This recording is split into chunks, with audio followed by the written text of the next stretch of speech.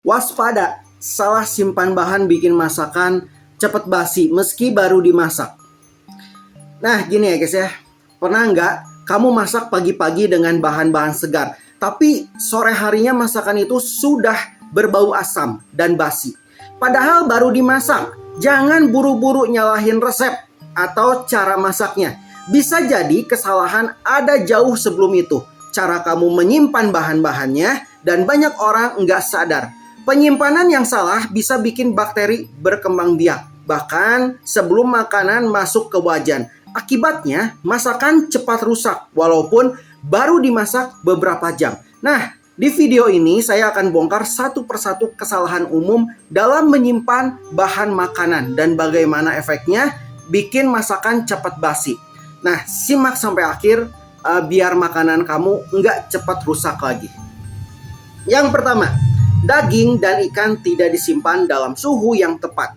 Masalahnya, daging dan ikan segar seharusnya disimpan pada suhu 0 sampai 4 derajat Celcius.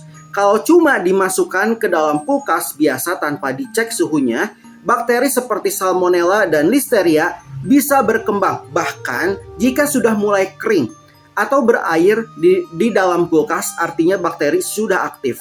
Efeknya, begitu dimasak, masakan memang terlihat matang, tapi spora bakteri yang tahan panas bisa tetap aktif dan mempercepat pembusukan. Yang kedua, sayuran daun disimpan dalam keadaan basah. Masalahnya, banyak orang mencuci bayam, kangkung, daun bayam, maksudnya daun bawang, atau kemangi, lalu langsung masukin ke kulkas dalam keadaan lembab. Nah, efeknya, kelembaban tinggi memicu jamur dan bakteri berkembang. Walaupun dimasak, masakan jadi cepat berair dan asam karena kontaminasi dari bahan sayur yang sudah setengah busuk.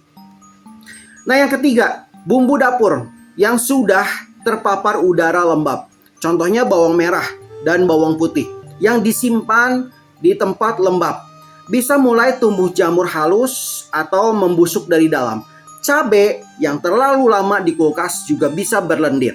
Efeknya, bumbu yang tampak oke di luar ternyata menyimpan bakteri. Nah, saat dimasak aroma bisa tetap sedap, tapi pembusukan terjadi cepat setelah itu.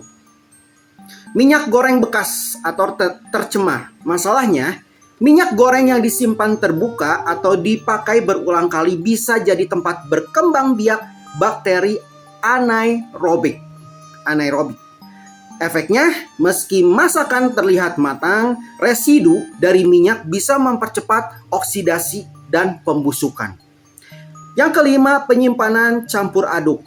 Contohnya menyimpan daging mentah dan sayur dalam satu rak kulkas atau memakai talenan yang sama tanpa dicuci bersih.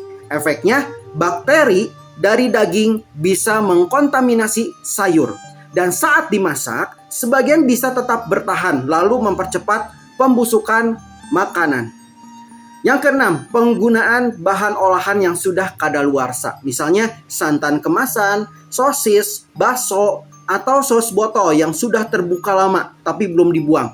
Efeknya, meski terlihat masih bagus, produk olahan mudah rusak dalam suhu kulkas jika melewati batas konsumsi. Kandungan bahan pengawet alami atau kimia menurun, bakteri pun berkembang. Nah sekarang tips pencegahannya.